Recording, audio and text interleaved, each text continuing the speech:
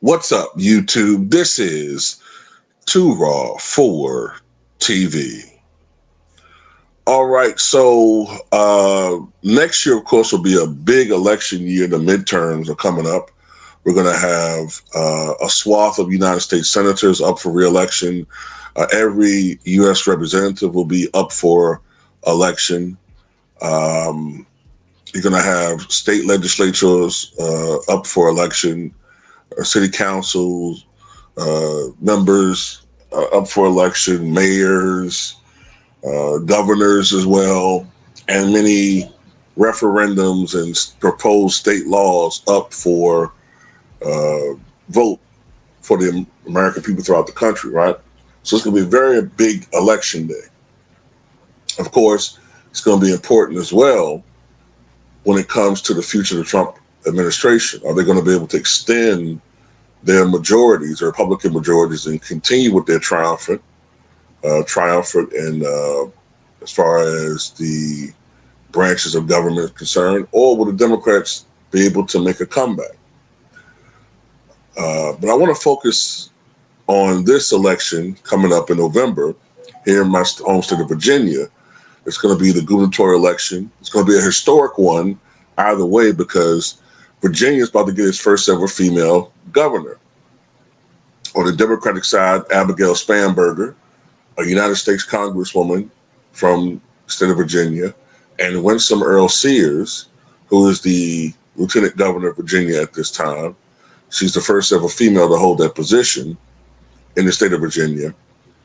And polling, ever since it's become pretty much a solid conclusion that these women will be the nominees, have favored Abigail Spanberger considerably.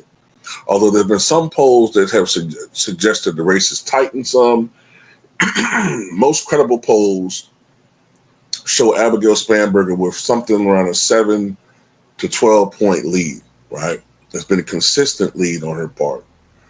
And I think that voters are now just starting to focus on this election in Virginia.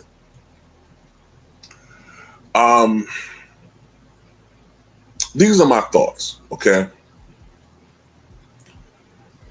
4 years ago, the governor of Virginia, Glenn Youngkin, was able to win a very narrow victory over former governor Terry McAuliffe. Now, Virginia is the only state that has this stupid law where governors can't serve more than one term at a time. Now, it's an antiquated Jim Crow Democratic Solid South law. And the reason why it's the case is, as many of you know, the Deep South, or the South in general, at one point in time was pretty much dominated by one party. It was called the Solid South because Democrats had a lock on the South. And many states used to have these laws where, in particular, governors were limited to 1 or 2 terms at a time because, in essence, a Democratic governor, could serve for life. He could just stay in there because he would always, as long as he won the primary, he would be in there like a king. So many states had these laws where a governor could only be in office 1 or 2 terms. Virginia, I think, needs to get rid of this law. I think it hampers a governor from being able to do what he wants to do over time. Now, don't get me wrong, I believe a governor can run as many times as he wants to, but he only can run 1 term at a time. Mills Godwin served a term of governor as Democrat, and then I think 4 years later, he was reelected as a Republican. But anyway, let's get back to this race. I think Abigail Spanberger is going to win. I don't know the margin, obviously. I'm not, I'm not Nostradamus.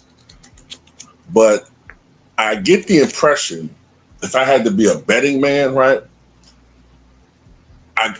When you look at the fact that Virginia is by default a blue state, although the Republicans did sweep the state house races 4 years ago.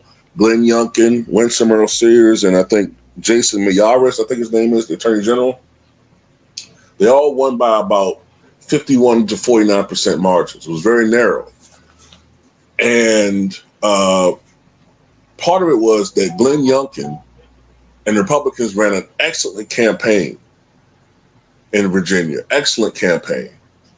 And they were able to maximize the Republican/Trump supporters to come out and vote for Glenn Youngkin and the bottom ticket, and the Nebraska ticket, I should say.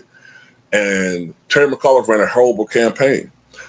He thought that by just getting Barack Obama and Michelle Obama and Joe Biden and Kamala Harris to make these appearances, they were going to motivate voters. They didn't do a good job at all getting voters out. In particular, if I remember correctly, black voters didn't come out and vote for Terry McAuliffe in that election. And he lost. And also, another thing that I think people need to factor into when you look at Virginia gubernatorial elections is that since 1977, with the sole exception of 2013, the party that loses the presidential election before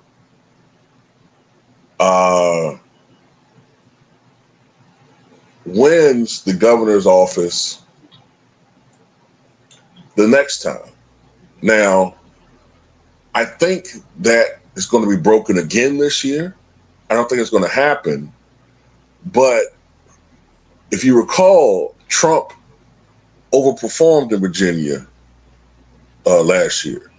Against Biden in 2020, he lost by 10 points. Last year, against Kamala Harris, he lost by like 4 or 5 points. So what I think is going to happen is I think the Democrats are going to win again in Virginia because Virginia has just become a blue state for the most part. But I think Abigail Spanberger is going to run up the score on Winsome Earl Sears. I think she's probably going to win probably by something approaching double digits. And it wouldn't surprise me if she won by as much as, I'm talking about Abigail Spanberger. I wouldn't be surprised if she won by something approaching 12 to 13 points. I don't think the voters are going to come out and vote for Winsome Earl Sears. And, when you look at the turnout so far for her events, they've been poor.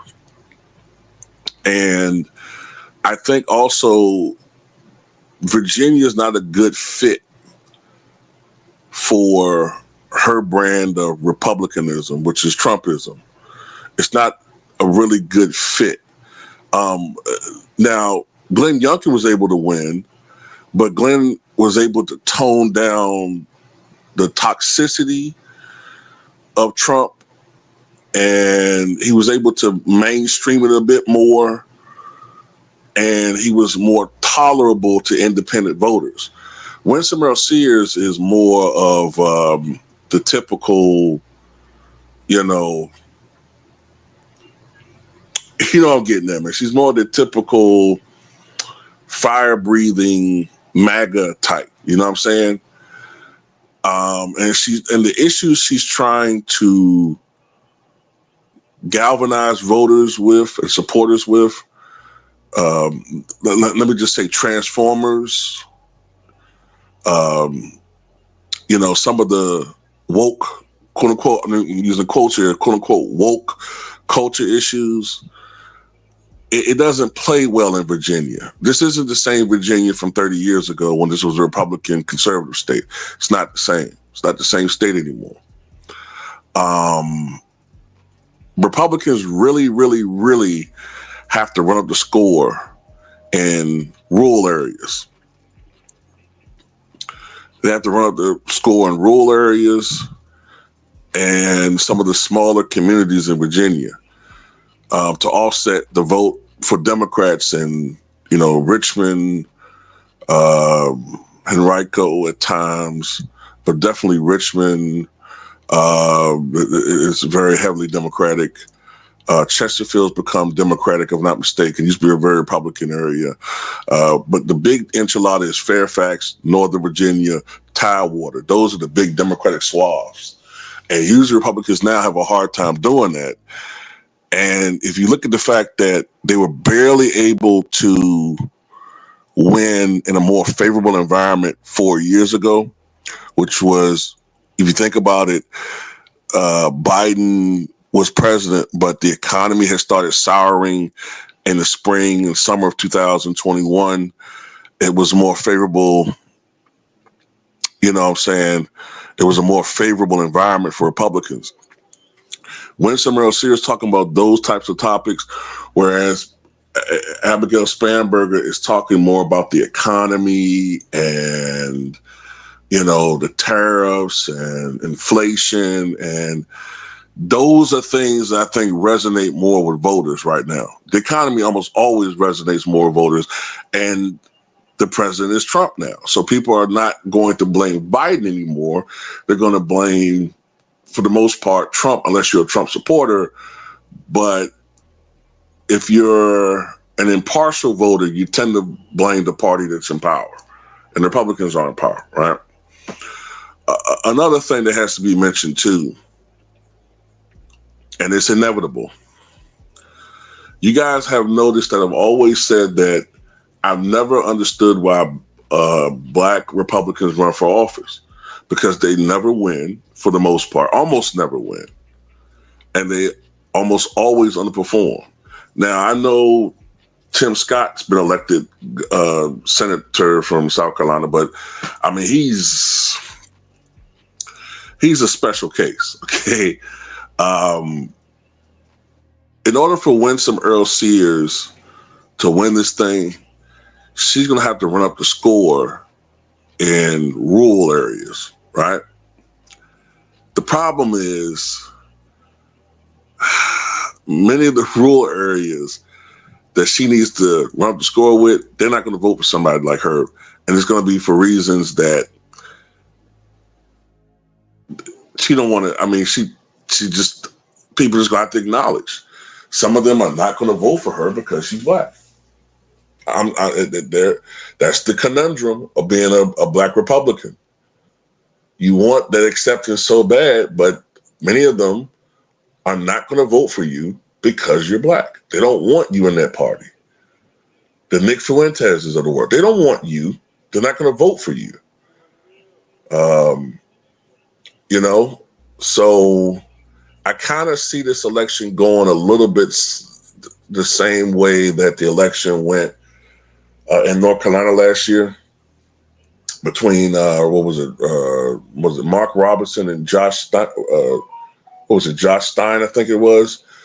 And I predicted that Stein was going to win in the landslide, and that's what happened. I kind of think it's going to happen with this election.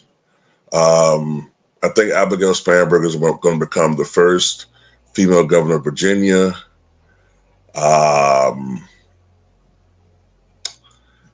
And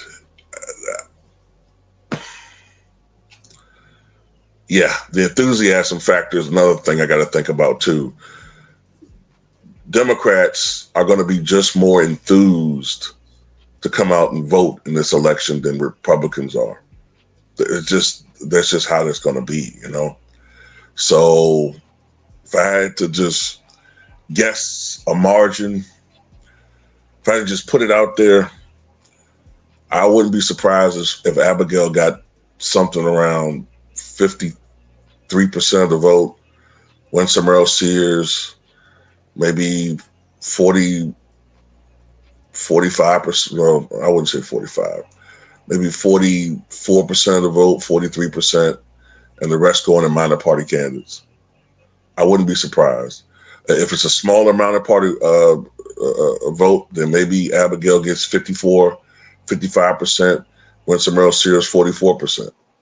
I think it'll be a landslide. And maybe I'm wrong, but I have that feeling with this one. But anyway, tell me what you guys think.